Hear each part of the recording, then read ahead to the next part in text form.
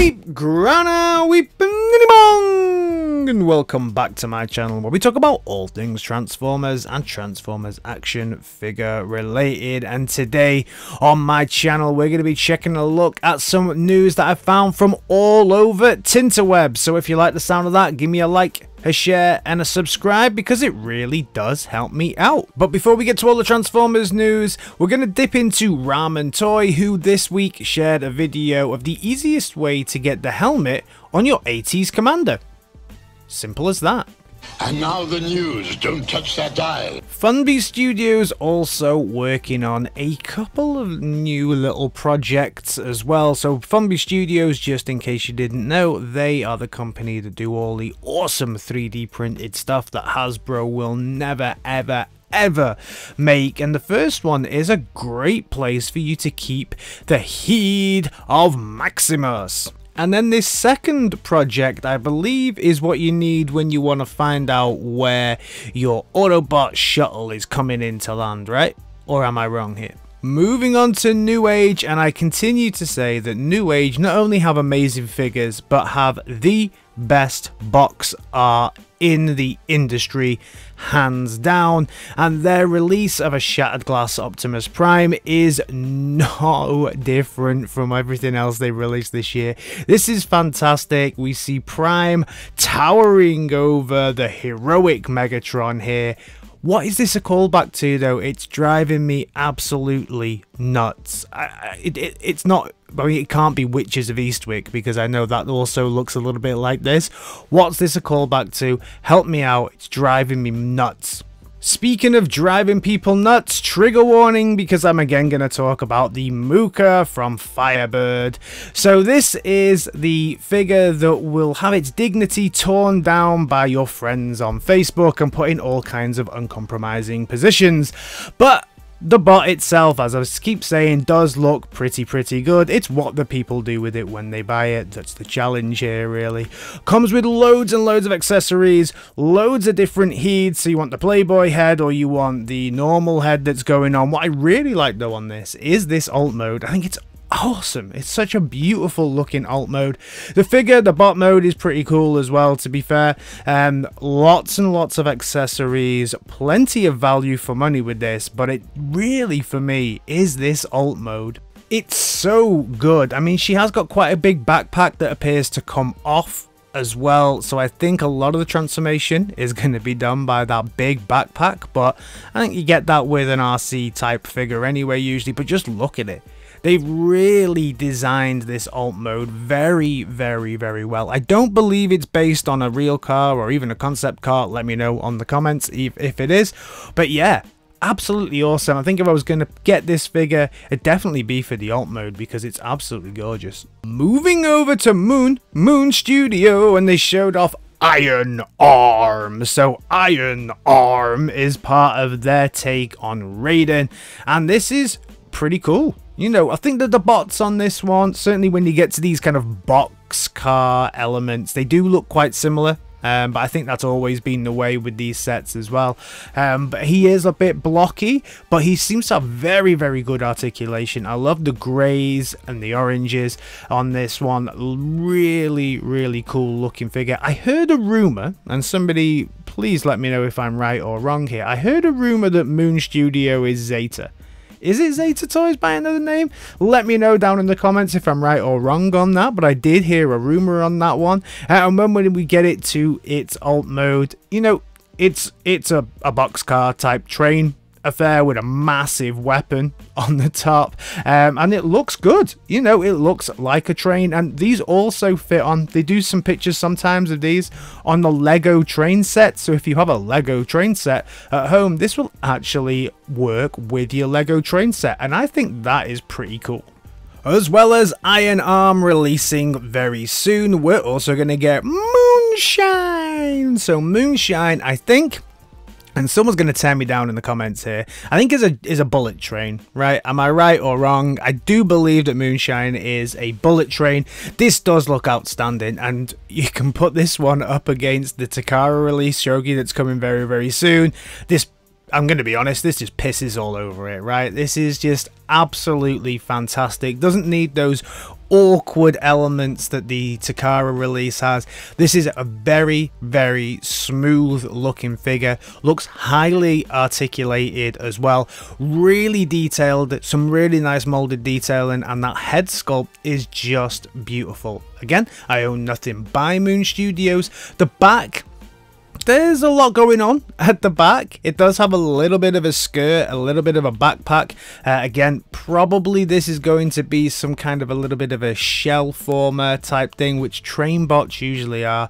The train mode does look like a train. Looks like a...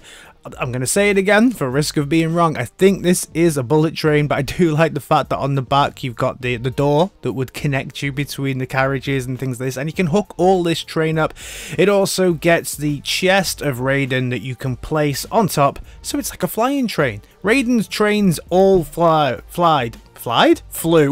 Raiden's trains all flew, right? They very rarely went on tracks, so flying trains, awesome. Super 7 are releasing some more. I think they're called Super 7 Ultimates, and they're releasing some pretty interesting ones this time. These are the ones that are larger and come with huge amounts of accessories. So they're releasing TARN with different heads and all different kind of face sculpts and everything. The box art does look pretty cool as well. Obviously, these things with them being Super 7 do not transform. They're also releasing a very, very interesting G2 Megatron. And what I like about this one is that this version comes with the blue face that we saw in the Marvel Comics release of this. The artwork on the back actually for me looks better than the figure, but they do put him in his classic pose from issue number 1, I believe, of the Generation 2 comic. And they're also releasing my favourite character in all of Transformers. They're doing their take on a WRECK-GAR. I like the fact that this WRECK-GAR comes with 2 heats. One which is his toy accurate one, and one which is his movie accurate one.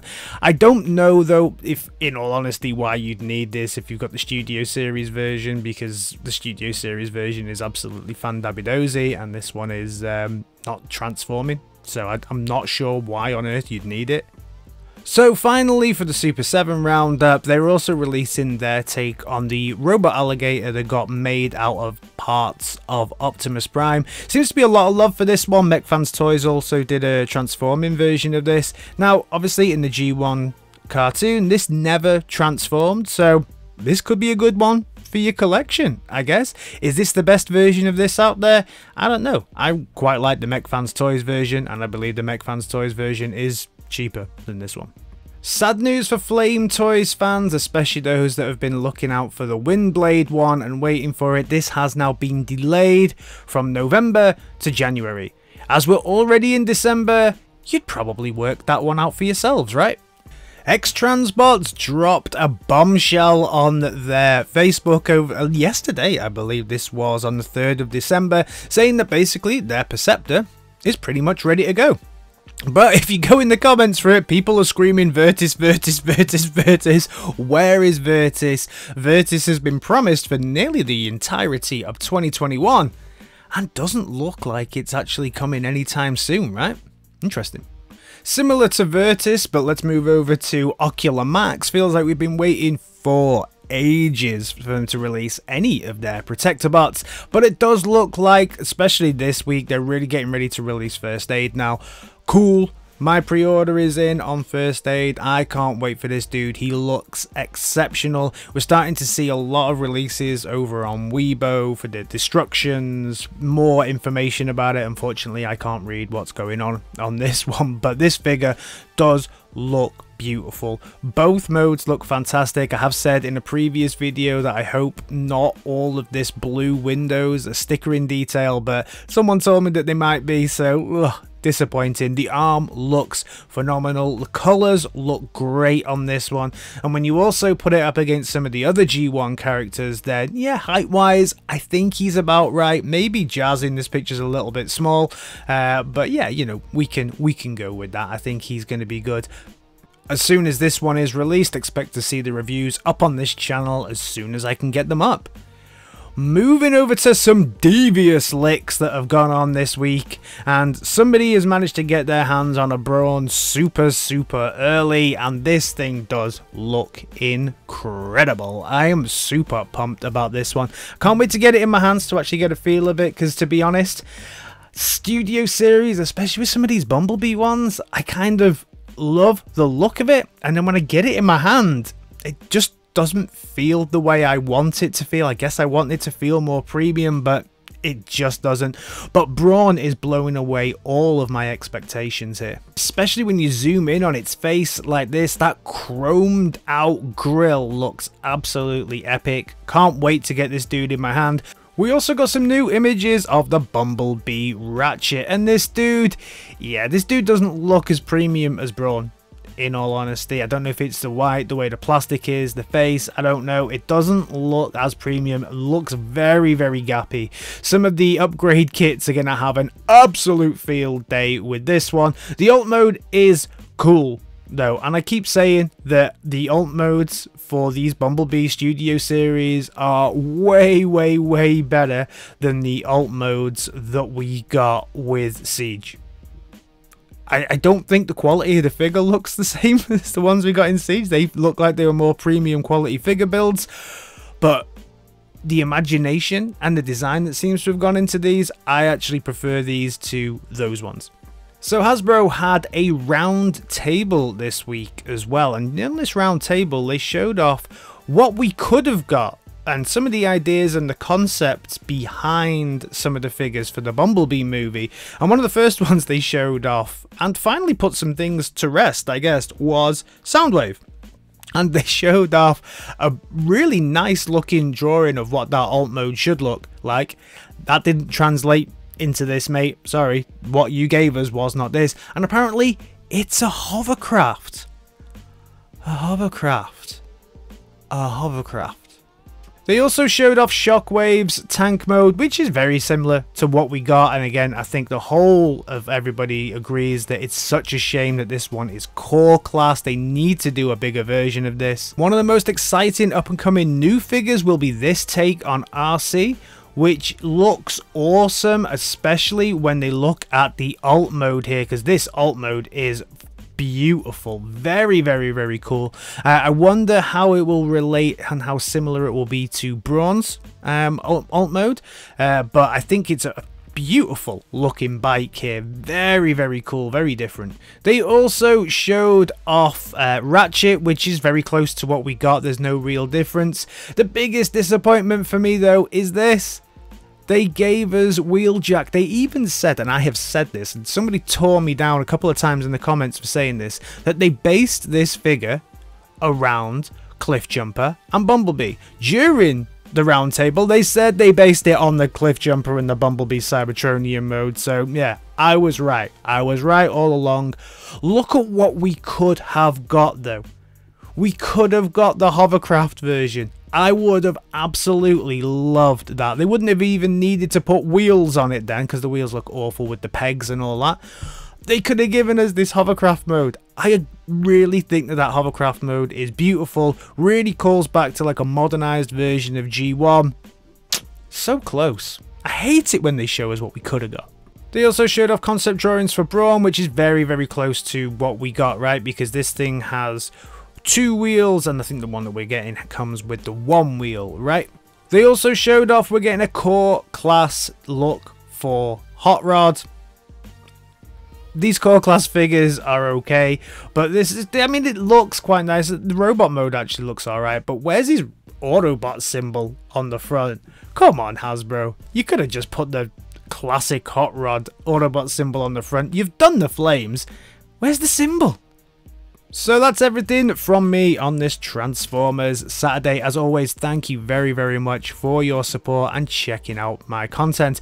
If you're new around here, or even if you're not, and you like what you've seen today, please think about giving me a like, a share, and a subscribe, because it really does help me out. I'm trying to get to 4.5k before the end of the year, and we are nudging closer and closer every single day. I can only do it with your support. I can only continue this channel with your support. So please, if you like it, give me a like, a share, a subscribe, and I'll see you in my next video. Alright guys, in a bit. Peace.